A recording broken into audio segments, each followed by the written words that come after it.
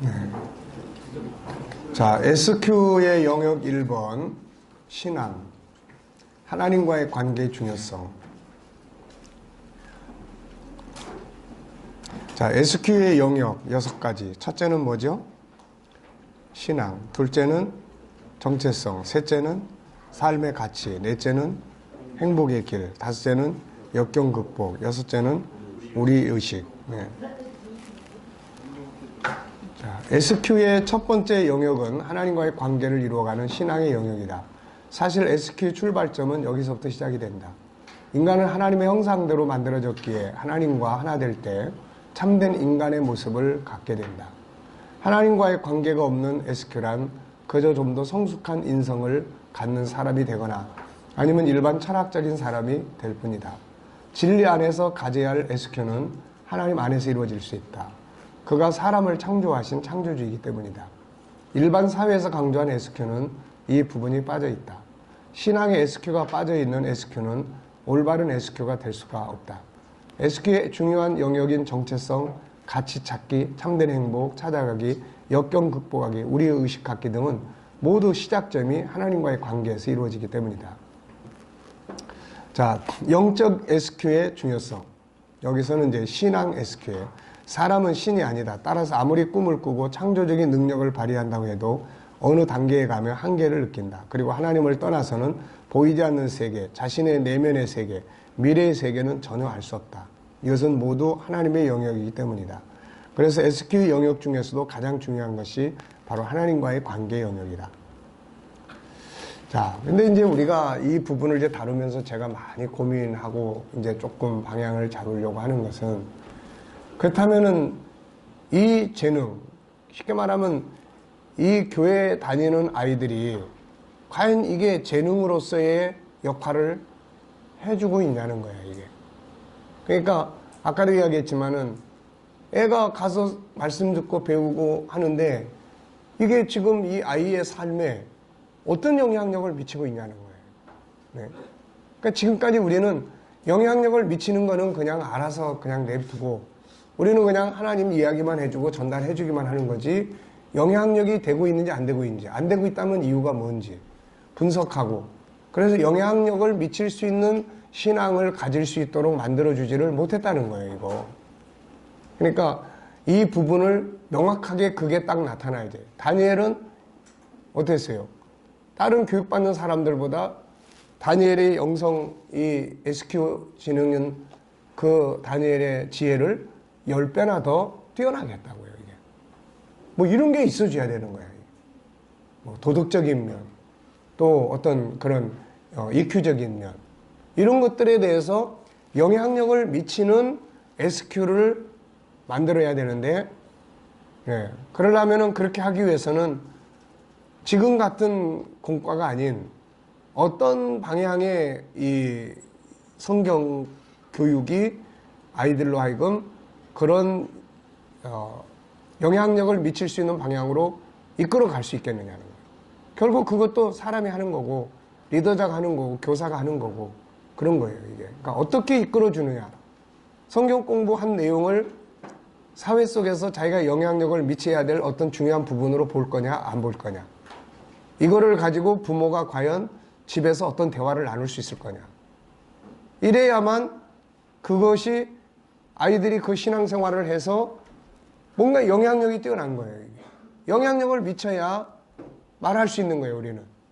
자, 봐라, 이 사람이 이렇게 뭐 학원도 아니고 이랬지만은 얘가 이 SQ 교육을 통해서 이게 이런 영향력을 미치고 있다라고 하는 것을 우리도 임상이 돼야 되는 거예요.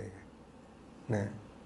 그러니까 이제는 그래서 이제 이런 부분들을 우리가 다룰 때는 신앙도 실제적인 신앙이 되져야지 그냥 개념적이고 습관적이고 어떤 이런 개념, 뭐 이벤트적이고 이것만 가지고 안 돼요. 그래서 재능 개발이라고 하는 방향에서 우리가 신앙 지도를 할 때는 그걸 이제 개인적 상담을 통해서 오늘 들은 말씀들이 한 주간 동안 어떻게 영향을 미칠 수 있는지, 뭐 애들이 완벽하진 못하겠지만 그래도 뭔가 그런 걸 행동하려고 하는 이런 훈련을 시키는 것이 필요한 거죠, 이게. 자, 그래서 이제 그런 부분들이에요. 그래서 SQ의 영역 중에서도 가장 중요한 것이 하나님과의 관계 영역이다. 사람들은 어리석게도 이것을 시간 낭비나 아니면 종교적인 관점에서만 보려고 해서 우리는 종교를 안 믿는다고 말한다. 이것보다 어리석은 이야기는 없다. 자기가 개발해야 할 가장 중요한 재능을 부인하는 것이기 때문이다. 그래서 성경도 이런 사람을 어리석은 사람이라고 지적해요. 시편 14편 1절에는 어리석은 자는 그 마음에 이르기를 하나님이 없다. 이거 어리석은 사람이에요. 어리석은 사람. 네. 인류 역사 속에 가장 지혜로운 왕인 솔로몬은 지식 중에 가장 위대한 지식은 하나님을 아는 것이라고 이야기를 했죠. 잠언 1장 7절 여호와를 경외하는 것이 지식의 근본이거늘 미련한 자는 지혜와 훈계를 멸시한다. 하나님과의 관계를 올바로 갖는 신앙 SQ는 어떤 재능보다 강력한 힘을 가지고 있다. 이것을 다니엘서는 이렇게 설명한다. 아까 이야기했죠. 이제 교육기간이 다 마쳤어. 왕이 데려다가 다 이야기를 나눠보니까 다른 사람들보다 다니엘은 몇 배나 뛰어났어요? 10배나 뛰어났어요. 이건 엄청난 거죠. 10배나. 예. 다니엘이 함께 공부한 다른 사람들보다 지혜의 총명이 10배나 뛰어났던 것은 다른 사람들에게 없는 SQ, 하나님과의 신앙 SQ가 다니엘에겐 뛰어난 거죠, 이게. 네. 신앙은 시간 낭비가 아니고 불필요한 종교가 아니라 인간을 가장 뛰어나게 만드는 재능이라, 재능. 신앙의 SQ가 발전한 사람들은 세상 어느 곳에 내놓아도 절대로 실패하지 않아요. 네. 신앙 SQ가 발전하고 이것이 자기 재능으로 사용되는 사람들은 어떤 상황에 가도 실패하지 않습니다. 네. 할 수가 없어요. 하나님과의 관계를 갖는 능력을 가지고 있는데, 네. 하늘의 힘을 움직일 수가 있는 힘이 있기 때문이죠. 자, 예수 그리스도가 보여준 신앙 SQ의 중요성. 예수님이 세상에 와서 가장 중요하게 여긴 것은 하나님과의 관계죠. 그분은 하루의 시작을 하나님과 소통함으로 출발합니다. 하루의 마감을 하나님과 소통함으로 마치죠. 그분은 때로는 밤새워 때로는 사역 자체를 하나님과 소통 속에 진행합니다. 그분은 하나님의 뜻을 중심으로 살았고 그 뜻을 이루기 위해 목숨을 바칩니다. 그래서 자기가 세상에 온 것은 내 뜻을 이루려 함이 아니라 바로 하나님의 뜻을, 나를 보내신 이의 뜻을 이루려 합니다. 과연 우리 신앙인들이 그렇게 은혜 받고 축복받고 은혜 받고 막 그래도 과연 하나님의 뜻을 이루기 위해서 자기가 복을 받는 건지 아니면 자기가 복을 받기 위해서 하나님을 이용했는지 이용하고 있는 건지, 예. 그럼 우리가 이런 부분들을 바르게 일깨워 줘야 되고 바르게 하나님의 뜻을 이루기 위한 것을 인생의 최고의 가치 있는 목표로 삼을 수 있는 이런 것들이 이루어져야 되는 거죠.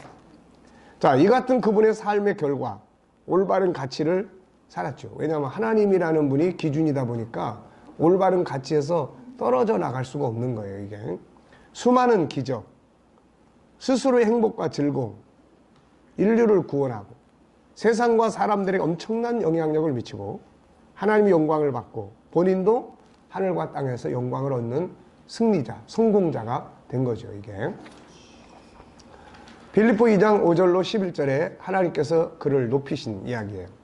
자, 결국은 이런 올바른 SQ가 발전해서 궁극적으로는 자기 자신도 존귀한 높임을 받게 되는 거죠. 이게 네. 무조건 막 희생만 하는 이 개념이 아니에요. 자, 두 번째는 성경의 인물들이 보여준 신앙 SQ의 중요성. 야곱의 일생 속에는 하나님이 중심이 돼요. 그는 하나님을 자기 하나님으로 삼고 하나님의 구원 계획이라는 사명을 자기와 자기 자손들을 통해 이루기 위해 형 에서의 장자의 권리를 샀죠. 그러니까 이 사람은 무엇을 위해서 사는 것이 가장 위대한 가치 있는 길이냐를 선택한 거죠. 네, 그걸 아는 사람이에요.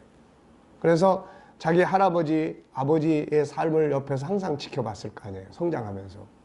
그러면서 결국은 자기 자신도 무엇을 위해서 살아야 될 것인가 라고 하는 것을 결국 생각하게 되고 그것을 선택한 것이 바로 이 형 장자권을 사게 된 배경이에요. 그러니까 에서는 뭘 먹을 거, 어디 가서 뭔 동물을 잡아야 될 것인가에 대한 여기에 인생의 중심을 뒀다면은 야곱은 무엇이 가장 가치 있는 일인가에 인생의 중점을 둔 거예요. 그래서 결국 자기가 하나님을 선택합니다. 그 가문을 통해서 이루고자 하는 소위 말하면 선교적 사명을 선택을 하죠. 그러고 나서 망명을 합니다. 그는 망명하는 생활 속에서 자기가 선택한 하나님이 기준이 돼서 살아요. 그래서 하나님이 뜻에 어긋나는 행동을 하지 않으려고 합니다. 그래서 결과가 성실과 진실, 삶의 현장으로 나타난 거예요, 이게. 그래서 자기가 선택한 가치를 지키기 위한 삶을 이 사람은 산 거예요. 내가 선택한 하나님을 부끄럽게 하지 않고 내가 선택한 하나님의 사람으로서 역할을 하기 위해서. 그래서 자기 정체성이 뭔지를 아는 사람은 그걸 살기 위한 방향성을 만들어 갈 수가 있어요. 그냥 착하게 사는 게 아닙니다, 이 사람은. 그가 인생의 방향을 그래서 결국은 자기가 선택한 하나님의 이름을 위해 성실과 진실함으로 일을 하게 되고 그 결과는 삼촌 라반이 인정을 하게 되고 함께 일하고 싶은 사람이 되죠. 함께. 그래서 나중에 야곱이 그 집을 떠나겠다고 할 때에 라반이 어떻게 합니까? 야곱을 잡아요. 같이 일하자. 그리고 품값은 네가 정해라. 이건 대단한 성공자예요, 이게. 네. 지금 이런 사람이 필요한 거예요, 이런 사람. 이런 사람이 필요하다고. 우리 기독교인들이 과연 이게 그렇게 살고 있는 거냐? 그냥 우리는 하나님이 열심히 기도하면 하나님이 다 알아서 다 줘. 그리고 나는 가서 그냥 대강 살면 돼. 이 구조 가지고는 안 돼요, 이거. 그러니까 우리들이 지금 가르치고 교육하고 은혜 받게 하는 모든 신앙의 많은 구조들은 그런 구조를 계속 교육을 하고 있다고요, 계속. 네. 그러니까 아무리 우리가 외쳐대도 그들이 변할 수 없어요. 그 자리에서는 변화에 대한 뭐 은혜, 감동, 확실성 될 것 같은 이런 거 막 이러지만은 삶에 가가지고 그걸 이룰 수 있는 삶의 방향을, 삶의 그 과정을 안 사는데 그게 어떻게 이루어지겠냐고, 그게. 그게 이루어지면 이거는 잘못된 거예요, 그건. 그 사람은 간이 부어가지고 계속 더 그 길로 가니까요. 그래서 나중에 가서 왕창 망하는 거예요. 네. 가치예요. 그래서 야곱은 가치를 추구한 사람이에요. 떡으로만 사는 게 아니다. 이거를 실천한 사람이에요. 야곱의 아들 요셉 역시 신앙 SQ가 뛰어났죠.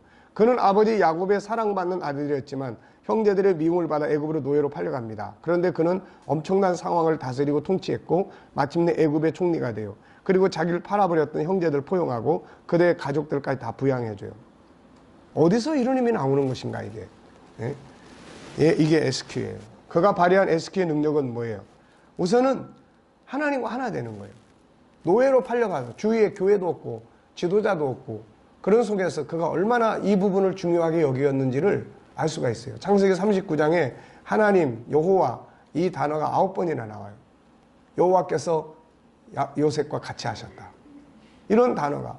그렇다면은 요셉이 노예로 팔려가가지고 주변 상황이 신앙생활을 뭐 할 수도 없음에도 불구하고 집에서는 가족이 다 믿음 생활하니까 그렇지만은 여기는 완전히 다 주변이 다 우상 섬기는 거고 노예고 그런데 그러니까 개인적으로 그가 하나님을 자기 하나님으로 삼고 하나님과의 이 소통의 관계를 만들기 위해서 얼마나 그가 개인적으로 노력을 했는지 이건 그가 삶의 중요성을 어디에 두고 살았는지를 보여주는 중요한 대목이에요, 이게.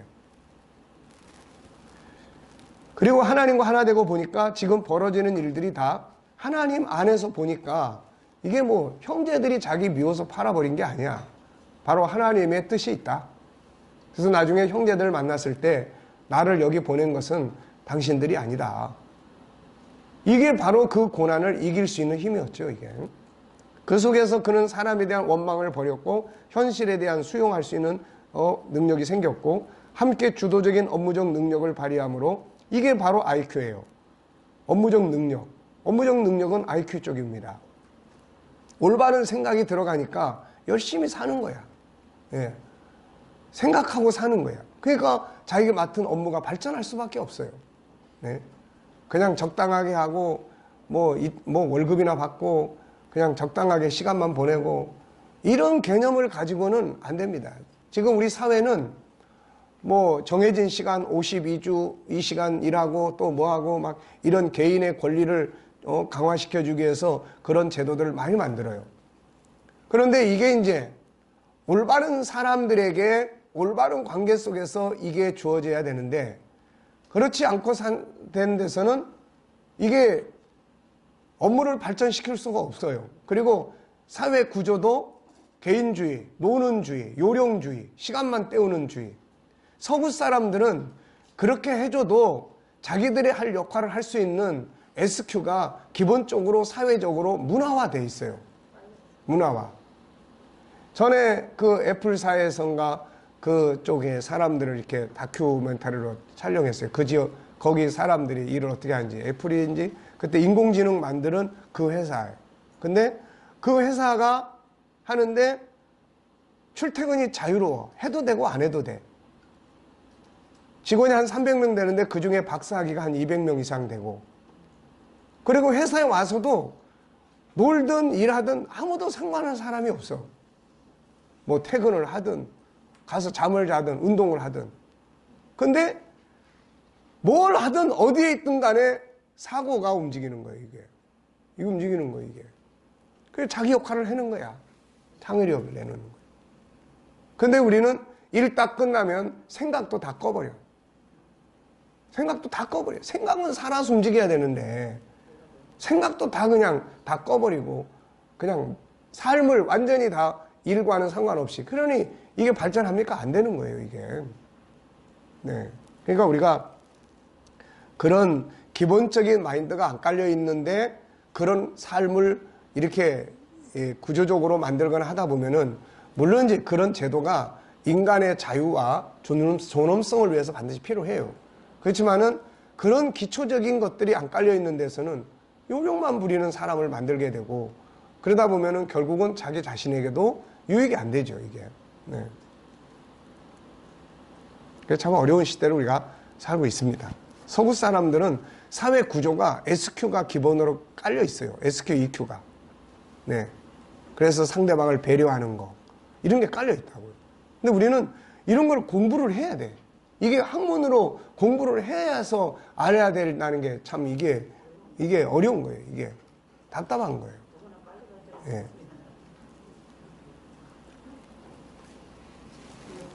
자, 다음의 말씀은 그가 애굽에서 총리가 된 가장 중요한 원인을, 애굽의 바로가 요셉을 만난 다음에 그를 총리로 딱 세웠던 이 이유, 그거는 뭡니까? 하나님의 영에 감동된 사람이라는 이야기예요. 하나님의 영에 감동된 사람. 네. 하나님의 영에 감동된 사람. 이게 바로가 한 말이라고요. 바로가. 하나님의 영에 감동된 사람. 그렇지 않고서는 이렇게 정확하게 이 문제에 대해서 답을 줄 수 없고, 그래서 네가 이걸 해결할 수 있는 적임자다, 앞으로. 그래서 그냥 죄수로, 그 보잘것없는 죄수가 하루아침에 그냥 총리가 돼버린 거죠, 이게. 다니엘 같은 사람 역시 SQ 능력이 탁월한 사람이죠. 그는 전쟁 포로로 잡혀간 사람이었지만 포로로 잡혀간 그날의 총리가 됐고 여러 왕들의 멘토가 되죠. 그가 어떻게 그런 상리의 삶을 살 수 있었을까? 역시 SQ의 재능이 빛을 발했어요. 그가 발휘할 SQ는 하나님과의 관계죠. 그는 스스로 자신이 하나님의 백성이라는 자기 정체성을 인식하고 있었고, 따라서 자기 인생의 최고의 가치를 하나님 백성으로 살아가는 데다가 두지요. 자, 그러니까 우리는 하나님 믿는 사람은 믿는 사람인데 하나님의 사람으로서 살아야 될 가치를 안 산단 말이에요, 이게. 네. 그러니까 하나님의 사람이라면 하나님의 사람으로서의 정체성을 지키고 하나님의 사람으로서 가치를 지키려고 하는 다음 순서의 SQ가 발전해야 되는데, 하나님만 열심히 믿어. 그 다음에 삶의 현장에서는 상관없이 살아. 이런 것들이 삶의 현장을 못 바꾸는 거지 하나님이 안 계셔서가 아니라는 거죠, 이게. 따라서 자기의 인생의 최고의 가치를 하나님 백성으로 살아가는 데 뒀죠. 이것 때문에 그는 뜻을 정합니다. 그건 목숨 건 행위예요. 먹지 말아야 될 거 안 먹는 거예요. 놀지 말아야 될 거 안 노는 거예요. 네. 절제. 3번씩 정기적 기도. 공개적이죠. 성경을 연구했고 맡겨진 업무에 대해서는 일절 정직하고 성실하게 했어요. 주변의 신뢰를 얻습니다. 이게 지금 이렇게 다 맞아요. 이렇게 다 연결이 돼서 맞는 모습이에요. 네. 하나님, 그 다음에 하나님과의 관계, 하나님의 사람의 정체성, 그리고 하나님의 사람이 가야 될 삶의 가치, 이게 다 연결되어 있는 거야. 그거를 못하게 하는 장애인 앞에서는 그냥 다 내려놓는 거예요. 다 내려놓는 거야. 뭐 지위고 권력이고 뭐 목숨까지 다 내려놓는 거예요. 그러니까 그런 것들이 이 사람에게 업무를 딱 맡기면 이 사람이 탁월한 업무 능력을 발휘하는 거예요. 탁월한 능력을. 그러니까 다니엘서 6장을 보면은 다리오가 그를 총리로 세웠을 때 주변의 사람들이 다리오를 시기 질투해가지고 오늘날로 말하면 그냥 뒤를 다 털었어. 그냥. 그런데 다 털었는데 먼지가 안 나와. 예. 그러니까 야곱, 요셉, 다니엘 공통된 점이 있어요. 성실, 진실, 정직, 창의력, 업무적 효과. 야곱의 삼촌이 뭐 정신이 나간 사람입니까? 야곱을 왜 붙잡아요?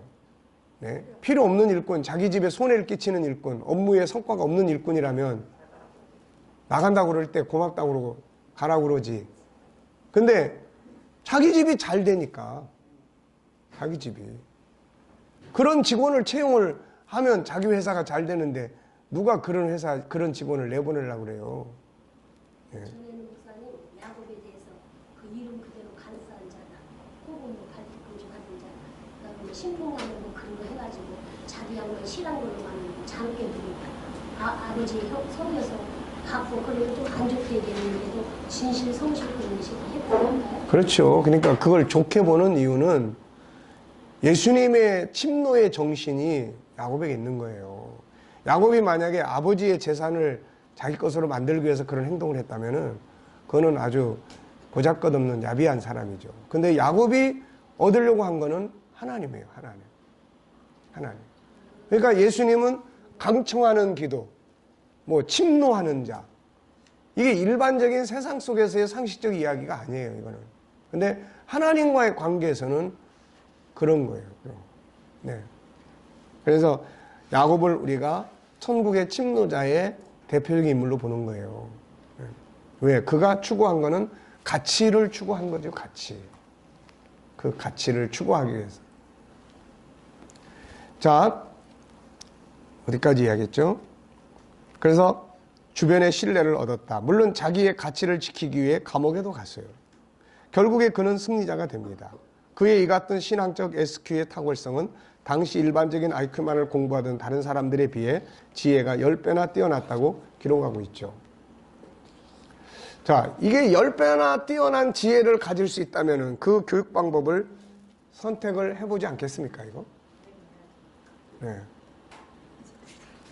자, 유대인들이 보여준 신앙 SQ의 중요성. 오늘날 소수의 민족이 세상의 리더가 되고 있는 나라가 유대인인데 그들이 이렇게 탁월한 삶을 사는 배경은 영적 SQ가 중심이 되고 있죠.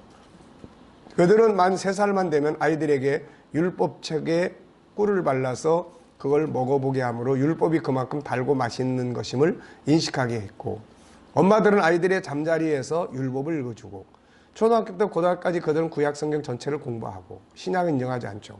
예시바라고 하는 성경 학원을 만들어서 아이들이 고등학교를 마친 후에 혹은 대학교 중에 혹은 사회에 나와서도 수시로 그곳에 들어가서 성경을 연구하고 탈무드를 연구하고 그들의 사회적 규범과 삶의 모든 가치와 질서가 성경, 물론 이제 구약이지만 그것을 바탕으로 만들어진 탈무드에서 나옵니다. 결국 신명기 28장 1절로 7절이 이루어지는 거죠. 탁월한 민족, 뛰어난 리더자. 네. 성경은 이미 이것을 알려주고 있어요. 신명기 10장 13절. 내가 오늘날 너의 행복을 위하여 내게 명하는 여호와의 명령과 규례를 지키라. 신명기 28장 1절. 내가 내 하나님 여호와의 말씀을 삼가 듣고 내가 오늘날 내게 명하는 그 모든 명령을 지켜 행하면 내 하나님 여호와께서 너를 세계 모든 민족에 뛰어나게 하실 것이다. 성경은 이미 인간의 행복과 뛰어난 리더십을 갖게 되는 것이 하나님의 법에 있음을 밝혀주고 있어요. 그 하나님의 법이 뭡니까 이게? 이게 다 SQ, EQ의 이야기예요. 전부 다. 네. 솔로몬도 지혜의 여호와를 경외하는 것 지식의 근본이다.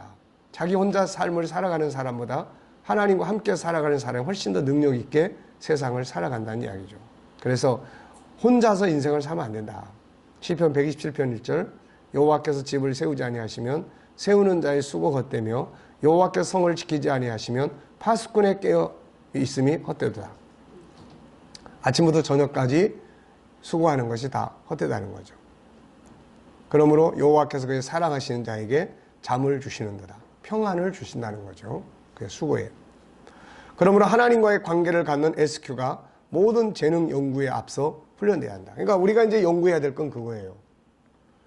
과연 이 하나님의 말씀이 어떤 영향력을 이 아이에게 미칠 수 있고 실제로 공부하는 성경 공부가 이 아이의 삶에 인생에 인간관계에 어떤 영향력을 끼치고 있는지를 체크하고 영향력을 미칠 수 있는 신앙인으로 키워가야 된다는 거. 네. 유대인들의 신앙의 개념, 물론 예수 안 믿어서 천국은 못 갈 수 있지만은, 그러나 그들이 이 땅에서 살아가는 신앙의 구조를 보면은 율법을 그냥 읽는 거로 끝나는 게 아니에요. 이 사람들은 율법이 삶이에요. 가족 관계에서 그게 삶이에요. 그게 제가 그 영화 만들 때 예루살렘에 가서 랍비들의 집을 방문을 해보고 했는데, 토요일 날이면 안식일 날 전체 나라에 있는 가족들이 다 모입니다. 다 모여가지고 토요일 날, 그리고 토요일 날 이제 금요일 날 저녁에, 그래서 금요일 날 저녁에 유대인들은 뭐 이 집 끝에서 이 끝까지 가봐야 2~3시간이면 다 가니까 다 모여요. 그래가지고 음식 다 준비해 놓습니다. 그들은 안식일 날 음식 같은 거 안 만들어요. 그러니까 삶이에요. 그리고 금요일 날 제가 이제 가봤을 때 그들이 이제 저녁 만찬을 해요. 거기서 이제 아버지가 그 빵떡 모자 다 쓰잖아요, 남자들. 그거 쓰고 축복기도 해줘요. 그리고 기도문을 낭송을 합니다. 그리고 유대인들의 역사를 같이 이야기를 해요. 그러니까 삶이에요, 삶. 그냥 가서 믿습니다 이게 아니고 그들의 역사를 그냥 살아가는 거예요. 그리고 그래서 그들이 성경, 율법, 탈무드 그걸 바탕으로 한 유대인들의 자기들의 철학서, 인문학 이런 것들이 IQ를 대하기 전에 먼저 기본 베이스로 깔린다고요, 이게. 그러니까 생각하는 폭이 엄청나게 넓어지는 거예요. 근데 우리는 생각하는 기능이 커지기도 전에 먼저 영어 알파벳부터 집어넣기 시작하고 그 다음에 또 수학 공부 시작하고 이렇게 되는 거예요. 그러니까 이 사람들은 공부를 하는 과정에도 대학을 졸업한 과정에도 예시바라고 하는 이런 그 탈무드 학원, 성경 학원에 들어가서 1~2년씩 그걸 또 계속 생각하고 묵상하고 공부하고 한다고요, 이게. 그러니까 생각을 키우는 거예요, 생각을. 그래서 유대인들이 생각하는 학자들이 많은 거예요. 뭐 철학자, 심리학자, 또 무슨 뭐 그런 과학이고 뭐고 이것도 전부 다 생각에서 나오는 거 아닙니까, 이게 다. 그러니까 그런 생각의 기본이 밑 베이스에 깔려 있어요. 생각할 줄 아는 능력이 이게. 이런 것들이 이제 SQ예요, 이게. 네, 제 이야기를 여기 좀 넣어놨습니다. 자, 제 인생도 가만 놓고 보면 이게 IQ가 나를 이끌어온 게 아니에요. 네, SQ가 나를 이끌어왔어요. 우선 청소년부터 던졌던 질문들, 어린 시절부터 사회생활에 뛰어들었던 필자에게 사회는 버거운 짐이었다. 그 속에서 항상 던지던 질문, 나는 왜 세상에 왔을까? 세상에 와서 이렇게 고생만 하도 죽는다면 너무 허무하지 않는가? 항상 이제 이런 질문들이 내 안에서 많았고, 이게 SQ에 대한 질문이에요, 지금 보면은. 교회 생활과 성경에서 찾았던 답. 어느 날 성경에서 나는 현실에 사는 보잘것없는 나가 아닌 또 하나의 나를 만났어요. 그리고 성경에서 만난 나는 너무나 존귀한 자였고 이때부터 삶에 대한 변화를 만들어요. 내용은 이런 거예요. 하나님 나를 이렇게 존귀한 자로 만들었는데 내 인생을 아무렇게 살지 말자. 나라고 하는 자를 만나고 나니까 내 인생을 아무렇게나 살아는 안 된다고 하는 어떤 그런 결심을 갖게 됐죠. 그 다음에 성령 안에서 만난 예수님. 이때만 해도 신앙은 습관적이었지 실제적 믿음은 아니었던 것 같다. 그러다 보니 어느 날 내 안에 믿음이 없는 것을 깨닫고 고민하다가 성령 체험을 하고 예수님을 영혼 속에서 만나게 되죠. 이때부터 결국 예수님에 대한 수많은 질문들이 시작이 됐고 그게 지금 제자훈련의 교육 과정이 된 거예요. 그 다음에 성령 안에서 세계의 비전이 생겼죠. 은혜 받고 가족들의 구원에 대해 관심을 가지고 기도할 때다. 여동생을 위해 새벽에 기도하다가 성령의 강한 감동을 받게 됐고 그 속에서 주님의 뜻을 알게 됐고 너는 혈육 하나를 위해 그토록 기도하는데 지금도 세상에 수많은 사람들이 지옥불 속에 들어가고 있는데 그걸 보고 있는 내 마음이 어떠한지 한번 생각해 봤느냐. 이때부터 선교라고 하는 비전을 품기 시작을 하고 창세기 12장 1절로 3절을 보면서 세계 선교의 꿈을 가지고 교회 설립하고 결국은 인생을 그렇게 만들어 온 거죠, 이게. 그리고 가족들의 죽음 안에서 만나게 된 천국. 어느 날 믿음 안에 살던 가족들이 한 사람씩 사고로 세상을 떠나게 되고 아버지 질병으로, 형님과의 교통사고로, 어머니 교회 가시 사고로 이때가 어떻게 보면 가장 힘든 시기였다. 결국 예수는 없다고 속으로 외치고 사실 그동안도 목사님을 통해서 우리 또 지도하는 목사님을 통해서 하나님 나라 운동에 대해서 많이 공부했고 했는데 내 영혼 속에서 그 세계를 실질적으로 경험을 하는 거하고 지식적으로 듣는 거하고 배우는 거하고는 이 차이점이 좀 있죠. 그래서 이런 과정 속에서 결국 예수는 없다라고 외치고 그러다가 삭감을 연구하기도 하고 이런 속에서 결국 내 속에 새로운 질문 하나가 떠오르죠. 그게 뭐냐면 기독교의 본질이 뭔가. 이거를 붙들고 다시 성경을 붙들고 연구하면서 그 속에서 내 영혼이 만났던 천국운동이 지금 이루어지고 있는 겁니다. 자, 그 다음에 이제 G7은 왜 만들어졌습니까? 이게 천국인의 삶은 뭔가요? 이거 어떻게 살아야 하는가요? 천국운동을 열심히 하다가 어느 날 이런 고민의 질문이 내 안에 떠올랐어요. 천국운동을 하는 나의 삶의 현장, 복음을 가진 사람들의 삶의 현장을 보기 시작했고 이 질문은 결국 G7이라는 프로그램을 만들어 가게 만든 거죠, 이게. 그러니까 이게 이제 SQ라는 걸 내가 정리하다 보니까 결국 이게 내 인생을 이끌어 온 거는 뭐 학교 공부를 열심히 해가지고 사회적으로 뭘 진출해서가 아니고 순간순간마다 주님과의 관계, 만남 뭐 이런 것. 그러면 이게 지금 잘못된 인생이냐 아니면은 좋은 인생이냐. 지금 현재 나의 느끼는 거는 다시 내가 세상에 와도 뭘 할 거냐. 그러면 이거 할 것 같다. 네. 그러니까, 예, 그러면 된 거죠, 뭐. 네. 자, 그래서 필자 인생과 SQ 재능의 관계. 이렇게 정리를 했어요. IQ의 기술적인 부분, 현장, 사회생활. 그러니까 학교에서의 보다는 현장에서의 공부를, 현장의 삶에 대한 공부를 더 일찍 시작을 한 거죠. 그러니까 학교에서 공부했던 이 IQ 쪽은, 학문적 IQ 쪽은 변두리로 물러났고 이쪽이 현장 강화가 된 거예요, 이게. 현장 강화. 그 다음에 SQ의 정체성과 하나님과의 영성과의 관계 속에서 삶의 틀들이 만들어지기 시작을 했고 그리고 난 다음에 SQ의 학문적인 과정들을 하나씩 이제 밟아가기 시작을 했죠, 이게.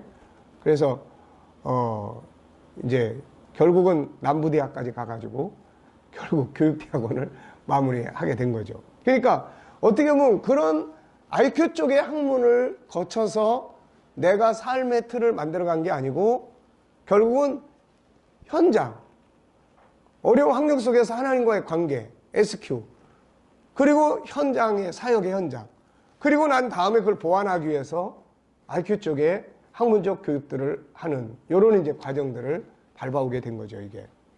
그래서 현재 SQ가 삶을 이끌어가고 있고 EQ, IQ, 독서. 그래서 지금은 IQ 쪽의 지식은 뭘 가지고 얻습니까? 책들에 대한 독서 이런 것들을 통해서 뭐 얼마든지 우리가 IQ 쪽에 지식을 습득할 수가 있잖아요. 그리고 이런 것들을 통해서 이제 보충하고 있고 결과는 아무리 생각해봐도 가장 가치 있는 일은 이거다 라고 이제 생각을 하고 그리고 앞으로 남아있는 이제 간절한 소망이 있다면은 뭘 것 같아요?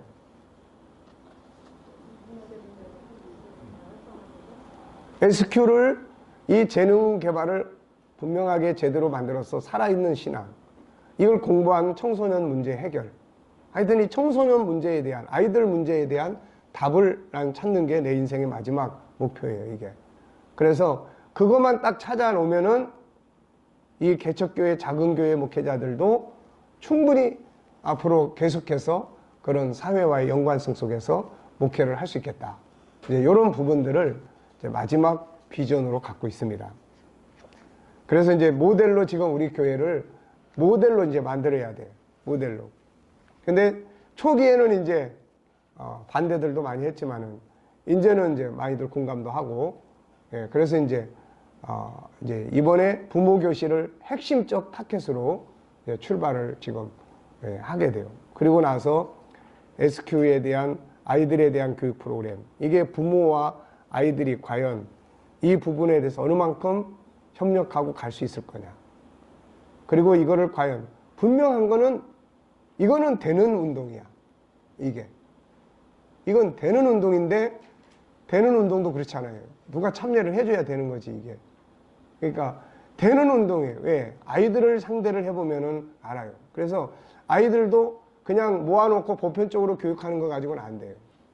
그런 교육과 함께 개개인을 상담하고 개개인을, 그래서 이걸 가르칠 수 있는 교사들은 그런 부분에 대해서 개인의 내면의 세계를 끌어내줄 수 있는 이런 훈련을 해야 돼, 이런 훈련을. 그래서 그런 훈련이 돼서 팀을 짜서 교육도 하지만은, 그러나 그거보다는 개인 방문, 개인적으로 만남, 그걸 통해서 아이의 내면을 끌어내야 돼요, 이게. 내면의 세계는 같이 앉혀놓고는 절대로 안 나와요, 이게. 내면의 세계는. 근데 개인적으로 따로 만나면 그 안에 내면의 세계가 밖으로 나옵니다, 이게. 그래서 아이들하고 대화를 나누고 그 안에 있는 아이들의 재능을 이제 끌어낼 수 있는 건 다 아니까. 어떻게 끌어내고 뭘 끌어내고. 과연 학교는 정반대로 가고 있는데 학교를 안 가고 다 그냥 나한테 맡겨주면 제일 좋긴 한데 부모가 그런 모험을 감수할 사람이 별로 없을 것 같고, 나도 이제 힘들고, 네. 앞으로 이제 내 손주가 태어나면 이제 손주는 그렇게 해볼 생각이지만은 학교라는 곳이 엄청 적이에요, 지금. 이게 어떻게 보면은.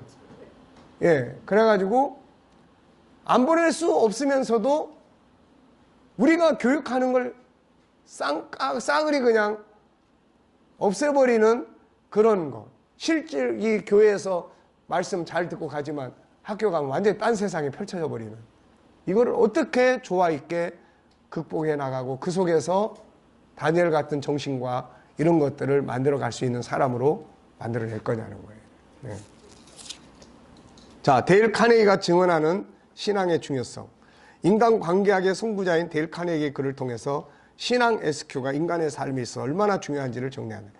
이 사람은 인간관계학의 대부죠. 그런데 이 사람의 이야기를 보면 신앙의 중요성을 엄청 강조해요. 이 사람이. 네, 미국의 작가. 쭉 넘어가서 28페이지. 나의 부모는 고민을 어떻게 극복했을까? 앞에서 말했듯이 나는 미조리주의 농장에 자라났다. 그 무렵에 어느 농민과 마찬가지로 부모는 가난한 생활을 하고 있었다. 어머니는 시골 학교 교사였고 아버지는 한 달에 $12를 받고 남의 집 밭에 가서 일해주고 있었다. 어머니는 우리 옷을 만들었을 뿐만 아니라 우리 식구들이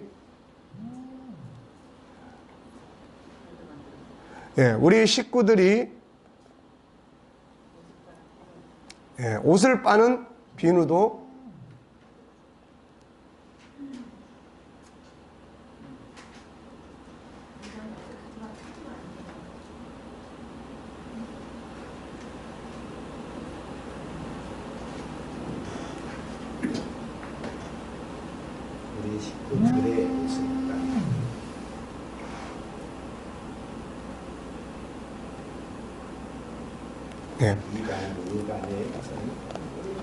우리 식구들의 옷을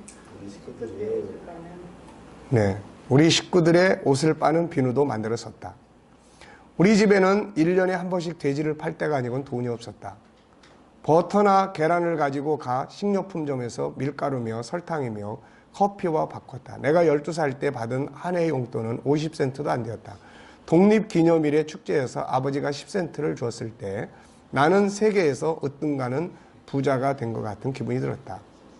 나는 날마다 1마일씩이나 걸어서 교실이 하나밖에 없는 학교에 다녔다. 큰 눈이 내려서 기온이 영하 28도쯤 내려갔을 때도 걸어서 학교에 갔다. 14살이나 될 때까지는 고무신이나 장화를 신어보지 못했다.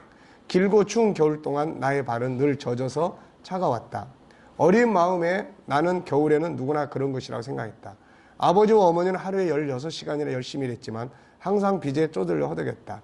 아주 어렸을 때 대홍수로 옥수수밭과 마초 풀밭이 물에 잠겨 엉망진창이 되어 5, 6년 동안이나 농사를 망친 일을 나는 기억하고 있다.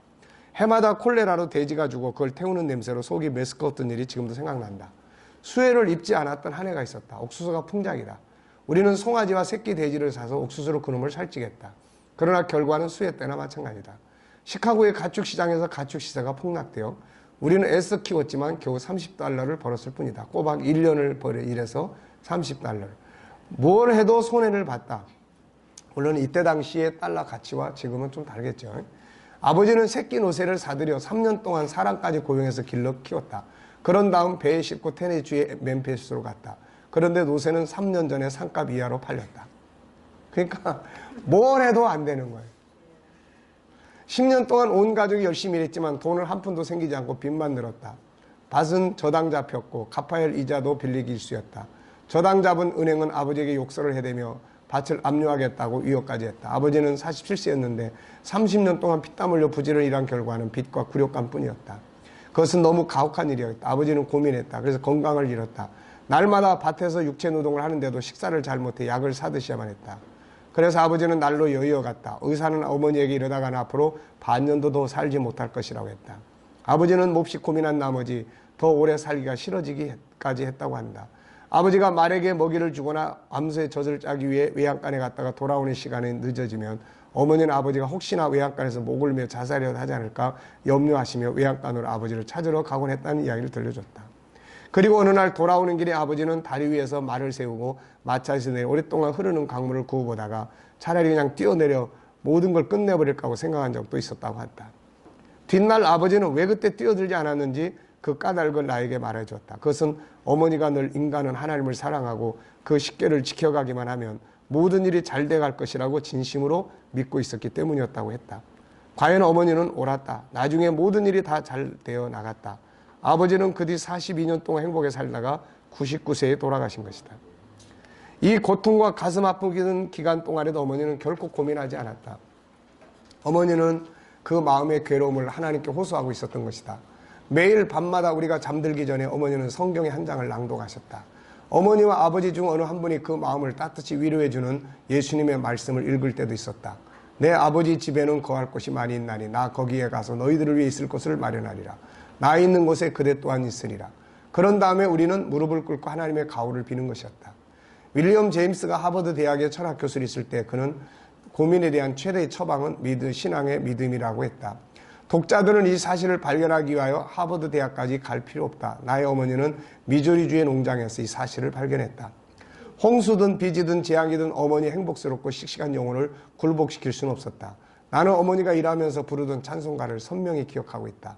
평화 평화 마음이 뛰는 평화여 하늘에 계신 아버지에게서 흘러떨어져 내 영혼을 영원히 채워주시길 기도하노니 끝없는 사랑의 파도로 나를 감싸네. 어머니는 내가 한평생 종교적인 일에 헌신할 희망했다. 나는 해외 선교사가 되기를 진지하게 생각하고 있었다. 그래서 대학에 들어갔지만 해가 지남에 따라 내 생각은 바뀌어갔다. 이 인본주의적 학문이 신앙을 뽑아내버리는 거죠. 나는 생물학, 과학, 철학, 비교, 종교학을 배웠고 어떻게 성경이 씌었는지에 대한 책을 읽었다. 그리고 나는 성경 논리에 의문을 품게 되었다. 그 무렵 시골 목회자들이 말하는 편협한 교리에 의문을 품기 시작한 것이다. 나는 어찌할 바를 몰랐다. 나는 휘트먼처럼 자신 속에 기묘하고도 당돌한 의문이 움직이기 시작하는 걸 느꼈다. 나는 뭘 믿어야 될지 몰랐다. 인생의 목적을 가질 수가 없었다. 나는 기도하기를 그만뒀다. 나는 무신론자가 되었다.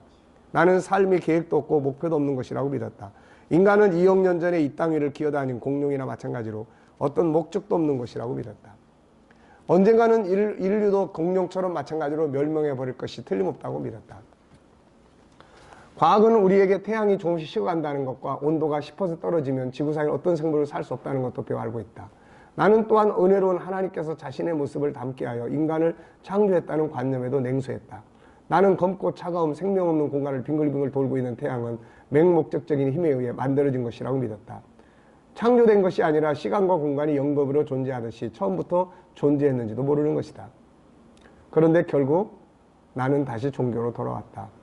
종교의 새로운 개념에 파고들었다. 나는 이미 교회를 불리게 한 교리의 차이에는 별 관심을 갖고 있지 않았다. 나의 흥미는 오로지 종교가 나에게 해주고 있는 사실에 있는 것이다.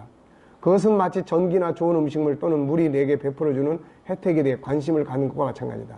그것들은 나에게 보다 풍족하고 보다 충실한 행복한 생활을 하도록 도와주고 있다. 그러나 종교는 그 이상의 것을 베풀어주고 있다. 종교는 나에게 정신적인 가치를 가져다 준다. 윌리엄 제임스의 말을 빌리면 그것은 나에게 인생의 새로운 열정, 보다 큰 인생, 보다 풍부하고 더 만족하는 인생을 베풀어준다. 신념과 희망과 용기를 가져다 주므로 긴장과 불안과 두려움과 고민을 해소하게 한다. 나의 인생의 목적과 방향을 가르쳐준다. 나의 행복을 키워주고 건강을 증전시켜주고 한다. 그것은 나에게 인생의 소용돌이치는 사막 속에 평화스러운 오아스를 창조해준다. 프란시스 베이컨이 350년 전에 천박한 철학은 사람의 마음을 무신론으로 기울게 하고 심원한 철학은 사람의 마음을 종교로 인도하고 한 것은 옳은 말이다. 과학과 종교의 논쟁이 벌어진 일도 있었으나 그런 논쟁은 지금은 없다. 오늘날의 과학인 정신의학은 예수가 가르친 것과 같은 것을 가르치고 있다. 왜냐하면 그것은 정신의학자가 기도와 강한 신앙이 질병을 일으키는 가장 큰 고민이나 불안 또는 긴장이나 공포를 몰아낸다는 것을 알고 있기 때문이다. 그들은 그들의 지도자 가운데 한 사람인 브릴 박사가 정말로 종교심이 깊은 사람은 정신병이 걸리지 않는다고 말한 걸 알고 있다. 만일 종교가 진실이 아니라고 한다면 인생은 무의미하다. 인생은 속이 빤히 들여다보는 연극인 것이다. 나는 헨리 포도와 그가 죽기 몇 해 전에 회견했었다.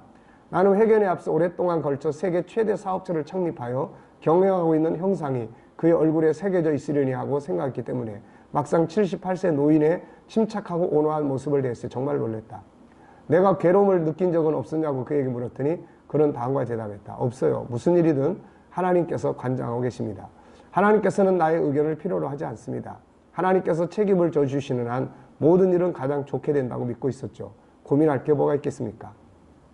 오늘날에는 의학자까지도 새로운 전도자가 되었다. 그들은 우리에게 내세 지옥의 업화를 모면하기 위해 종교적인 생활을 보내라는 것이 아니라 현세 지옥의 업화, 위암, 협심증, 신경쇠약 또는 광기를 피하기 위해 종교적 생활을 하라고 권하고 있는 거다. 심리학자나 정신의학자의 대표적 의견을 알고 싶은 사람은 헨리 링크 박사의 종교로의 복귀를 읽으면 좋을 것이다. 기독교는 확실히 인간에게 자극과 건강을 가져다 준 가르침의 종교다. 예수는 나는 그대들에게 생명을 주기 위해서 왔다. 그대들의 생명을 풍족하게 하기 위해 왔느니라고 강론했다. 예수는 그의 시대의 종교라고 지목되어 있었던 형식적 의식이나 무의미한 형식을 비난하고 공격했다. 그는 반역자였다. 그는 새로운 종교, 세계를 뒤엎을 위험성을 지닌 종교를 설파했다. 그는 그 때문에 십자가에 못 박혔던 것이다. 그는 강론하기를 종교는 인간을 위해 있는 거지 인간이 종교를 위해 있는 것이 아니라는 것. 안식일은 인간을 위해 만들어진 것이지 안식일을 위해 인간이 만들어진 건 아니라고 했다. 그는 죄에 관해서보다 두려움에 관한 많은 이야기를 했다. 그릇된 종류의 두려움은 건강에 거역되는 것이며 죄이며 예수가 역설하고 있는 것보다 풍족하고 보다 행복하고 보다 용기 있는 인생에 거역하는 죄다. 에머스는 환희의 과학을 가르치는 선생이라고 자칭하고 있었다. 예수 역시 환희의 과학을 가르치는 선생이다. 예수는 제자들에게 기뻐하라 그리고 즐거워하라고 명령했다. 예수는 종교는 두 가지의 중요한 일이 있는데 하나는 진심으로 하나님을 사랑할 것과 하나는 이웃을 자기 자신과 마찬가지로 사랑할 것을 말하고 있다. 자기 자신이 알거나 모르거나 간에 그것을 실행하는 사람은 신앙인이다. 근대 심리학의 아버지인 윌리엄 제임스는 그의 친구 모모스 데이비슨에게 다음과 같은 말을 써보냈다. 나이를 먹어감에 따라 하나님 없이는 하루하루를 지내기가 더 어려워졌다는 것을 깨달았네. 미국에서는 평균 35분마다 한 사람이 자살하고 120초마다 한 사람꼴로 정신 장사가 생기고 있다. 이들 자살자의 대부분과 그리고 또한 정신 이상이 된 사람의 반수는 만일 그들이 종교와 기도에서 얻는 평화와 위안을 갖고 있었다면 방지할 수가 있었을 것이다. 현대의 가장 훌륭한 정신분석학자의 한 사람인 칼융 박사는 그의 저서 영혼을 탐구하는 현대인에서 다음과 같이 말하고 있다. 과거 30년 동안 나는 전 세계 문명국 사람들로부터 진찰해 줄 것을 요청받아 몇백 명의 환자를 진료했다. 내가 진찰하는 환자 가운데서 인생의 제2기, 즉 35세 이상인 사람들 모두가 종교적 인생관의 최종적인 구원을 받아야 할 상태에 있었다고 진단했다. 그들 모두가 지금까지 종교가 그 신자들이 준 것을 잃었기 때문에 정신이상에 걸렸다고 해도 과언이 아니다. 그리고 그들의 종교적 인생관을 회복하지 못한 사람들은 제대로 치유해야 되지 않는다. 윌리엄 제임스도 거의 같은 말을 했다. 신앙은 인간이 살아가는 데 필요한 하나의 힘이다. 신앙이 전혀 없다는 건 허탈을 의미한다. 석가 이후에 있어서 인도의 최대 지도자인 고 마하티마 간디도 기도라는 힘에 격려받지 않았다면 의기를 소진해 버렸을 것이다. 이것은 그가 기도가 없었다면 나는 벌써 미쳐버렸을 것이라고 말한 것으로도 알 수 있다. 이와 같은 사실에 대해서는 수천 명의 사람들이 같은 증언을 하고 있다. 나의 아버지도 만약에 어머니의 기도와 신앙이 없었더라면 물에 빠져 자살하고 말았을 것이다. 아마도 오늘날 정신병원에서 고래고래 고함을 지르며 많은 괴로움을 받는 사람들도 만일 그들이 자력만으로 인생의 거친 파도를 넘으려 하지 않고 보다 높은 힘의 도움을 구하기만 했다면 그들도 구원을 받았을 것이다. 네. 결론, 아름다운 인생, 성공적인 인생을 살고 싶다면 인생의 SQ를 키우고 자녀들이 성공하는 인생을 살고 싶다면 역시 신앙의 SQ를 가장 우선순위로 교육하라. 이것이 인생을 실패하지 않게 하는 비결이다. 개인의 삶이든 가정이든 사회든 SQ, 그 중에서도 신앙의 SQ가 발전하고 있다는 희망이 있다. 가장 능력 있는 파트너가 그와 함께하고 있기 때문이다. 네, 그래서 신앙 SQ를 발전시켜야 된다. 복습, 인간 속에 있는 세 가지 재능, SQ, EQ, IQ. 두 번째, SQ 재능에서 다루게 될 6가지 내용. 신앙 SQ, 정체성, 그 다음에 가치, 행복, 위기 극복, 우리. 자, 영적 SQ의 중요성. 우리가 창조주를 통해서 우리들이 찾고자 하는 것들을 찾게 되는 거죠. 성경의 인물들이 보여준 SQ 재능의 특징. 야곱, 요셉, 다니엘. 이런 사람들은 SQ가 인생을 이끌어간 사람들이에요. 그래서 SQ가 EQ를 만들었고 EQ가 IQ를 발전시켰고 그 결과가 삶에서 인정을 받았고 그래서 수많은 어려운 환경 속에서 소금과 빛의 역할을 했던 사람들이죠. 그래서 이런 사람을 만들어야 된다는 거죠, 이게. 네. 자, 그래서 6가지 질문 우리 다시 한번 해보겠습니다. 시작. 과제에서 나는 신앙인으로서 세상에 어떤 영향력을 미치고 있는가? 내가 추구해야 할 참된 가치는 무엇인가? 오늘 내가 누려야 할 행복의 기준은 무엇인가? 역경 속에 들어있는 긍정의 요소들은 뭔가? 오늘 공동의 유익을 위해 나는 무엇을 할 수 있는가? 네.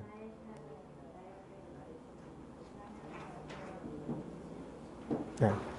자, 10분간 휴식하겠습니다.